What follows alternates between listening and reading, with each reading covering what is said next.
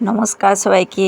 আর এই দেখো, আগের দিনকে সেই বৃষ্টি হয়েছিল না একদিন, তো সেই এদিকটা এখনও ভিজা রয়ে গেছে, তো এদিকটা ওই জন্যই লাতা দিইনি আর কি।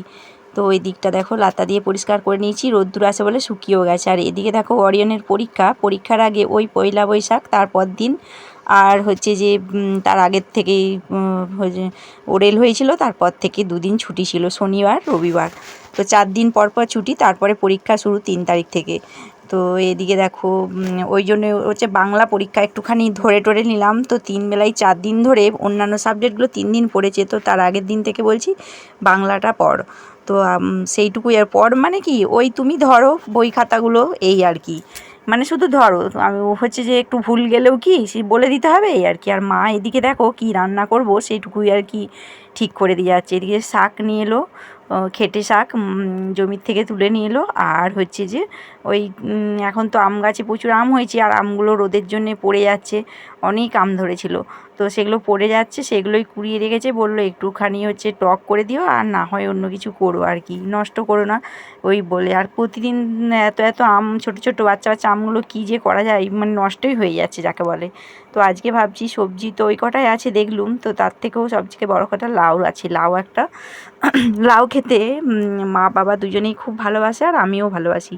তো ছেলে দুটি খাবে নি, তাই লাউ দিয়ে পোস্ত বানাবো, মাছ আছে, মাছে একটু টমেটো দিয়ে ঝাল বানাবো, আর হচ্ছে যে ওদের জন্য একটুখানি পোস্ত করে দেবো, আলু পোস্ত। তো এদিকে সবজিটা কাটছি, কাটা বলতে ওই লাউটাই কাটতে হবে, আর শাকটা তুলে দিয়ে গেছে মা, ওটা একটু দেখে নিলেই হবে আর কি।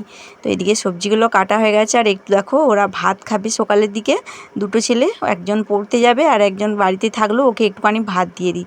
তো ওই জন্যই আলু ভেজেছি একটুখানি, মানে আলুটা কোড়া কোড়া করে ভেজে আর দিয়ে দেবো।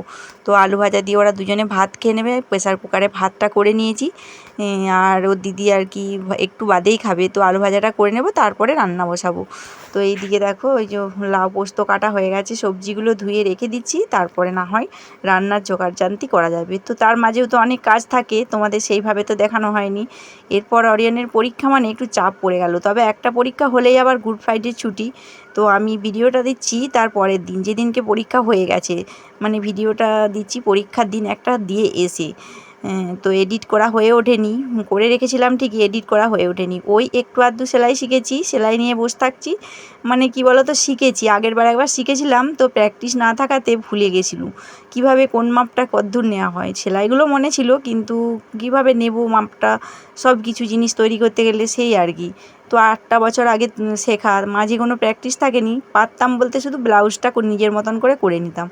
তো এবারে যাক গিয়ে একটুখানি প্র্যাকটিসটা রাখবো ভাবছি, একটু আধটু করে নিজের তৈরি করতে পারলেও অনেকটা, কাউকে করে দিতে পারি আর নাই পারি। তো দেখো আজকে আর কি ভাবছি, একটা বিকালের দিকে হচ্ছে ওই বানিয়েছি, তোমাদেরকে দেখাবো। আর সাথে আমি 2-3টি কিন্তু ব্লাউজও বানিয়েছি, তোমাদের দেখানো হয়নি। তো সেগুলো তো যে যার ব্লাউজ তাকে দিয়ে দিয়েছি। আর এদিকে দেখতেই পেলে আমি রান্না বান্না শুরু করেছি, শাকটা হয়েই এসছে, একটুখানি মিষ্টি দিয়ে নামিয়ে দেবো।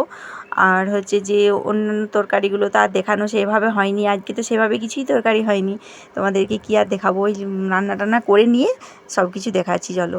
এ দেখো রান্না বান্না হয়ে গেছে, আর দুয়ার ঘর সব মুছে পরিষ্কার করে নিয়েছি, এবার স্নানে যাব, তার আগে ভাবছি তোমাদেরকে একবার দেখিয়ে দিই। এদিকে দেখো নতুন খাতার মিষ্টি এনেছিল আগের দিনকে, তো এই দুটি আর কেউ খায়নি, কি বলো তো, ওই লাড্ডু আর গজা ছাড়া আর অন্য কোনো মিষ্টি ছিল নি। তো ওর যে যা পছন্দ করে সেগুলো খাওয়া হয়ে গেছে। তো এদিকে দেখো লাউ পোস্ত, এটা সয়াবিন আলু পোস্ত, এটা হচ্ছে আমের টক, আর এইটা হচ্ছে শাক, আর এটা হচ্ছে মাছ দিয়ে টমেটো দিয়ে একটু ঝোল ঝোল করে তরকারি, মানে ওই শুধু মাছ দিয়ে টমেটো দিয়ে, আর কিছু নয়। তো এই দিয়েই আর কি খাওয়া হয়ে যাবে। আর আগের দিনকে পয়লা বৈশাখ গেছিলো, হচ্ছে অনেক কটাই তরকারি হয়েছিল, তো বাড়িতে ফোন না থাকায় তোমাদের সাথে সেভাবে ভিডিও শেয়ার করতে পারিনি, তাই অনেক দিন ছাড়া ছাড়া ভিডিও দিচ্ছি, কারণ মেয়ে পড়তে যাচ্ছে, ওখানে ফোনটা নিয়ে চলেই যাচ্ছে প্রায় এক দিন, তো সেইভাবে। আর এই যে এইদিকে দেখো আমাদের বসে আছে, ভাত খাবে, স্নান করে এসে ওকে ভাত দিয়ে দেবো। আর চলে এসেছি দেখো অনেকটা বিকেলে। তো এদিকে দেখাই তোমাদের কি তৈরি করছি, একটা মানে অনেক দিন থেকে পড়ে থাকা একটা ব্লাউজ হচ্ছে কেটেছি, পিসটাকে কেটেছি, কেটে আর হচ্ছে সেলাই করব বলে সব কিছু সেলাই হয়ে গেছে, এবার জুড়ে দিলেই হয়ে যাবে আর কি। ইনার দিয়ে করছি, ভাবছি একটু ভালো করে হাতে, মানে ওকে যার ব্লাউজ তারই বানিয়ে দিচ্ছি। ফেলে দিয়ে গেছিলো যখন কাপড়টা সেলাই করেছিল, তখন তার ওই সেলাইটা করতে এসে ফেলে রেখে বলেছিল আমার আর লাগবে নি। তো আমি ভাবছি আমি এখন প্র্যাকটিস করছি সেইভাবে করে নিই আর কি। তো এই দেখো জামাটা বানিয়েছি আমাদের পুচু সোনার জন্য। তোমরা পুচু সোনাকে সবাই চেনো, তো সেইভাবে আর কি। তো কেমন হয়েছে ওকে পরিয়ে একটু দেখিয়ে দেবো, ঠিক আছে। আর এই যে আমি ব্লাউজটা নিয়ে বসেছি, এই যে সেলাই হয়ে গেছে, ইনার বসানো হয়ে গেছে, এবার শেপগুলো দিয়ে দেবো। বলতে ওই যে একটু আধটু কাপড় বেরিয়ে আছে, সেই কাপড়গুলোকে চারদিক থেকে ছেঁটে বাদ দিয়ে দেবো, ব্যাস তাহলেই রেডি হয়ে যাবে ব্লাউজ। তো একটুখানি দেরি আছে, ওই হাতা আর এই সবগুলো রেডি করে নিয়েছি, তো কাটতে বসেছি। ঠিকঠাক করে দিতে পারলেই হয়ে যাবে। তো কাপড়টা অনেকটাই ছোট ছিল, কারণ তখন নিয়ে যায়নি, ওই কারণে বলছে না হবে ব্লাউজ আর না হবে কোনো কিছু, সেইভাবে করা যাবে নি আর কি। তো চলো, আমার ভিডিওগুলো তোমাদের কেমন লাগছে প্লিজ প্লিজ একটু বলো।